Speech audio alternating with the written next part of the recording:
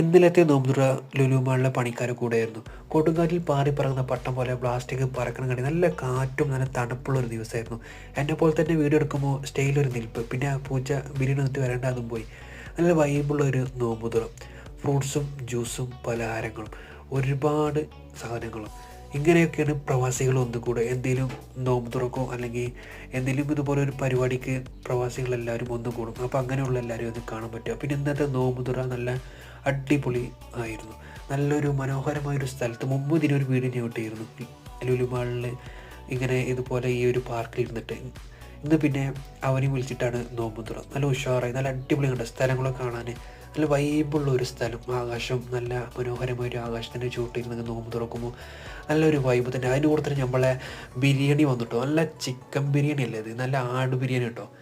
അല്ല ആട് ബിരിയാണി ഞാൻ ഇടയ്ക്കിടെ അങ്ങോട്ട് മാറ്റി വെക്കുന്നുണ്ട്. പിന്നെ ഇതാണിത്. അപ്പോൾ വീഡിയോ കാണല് സബ്സ്ക്രൈബ് ചെയ്യണേ.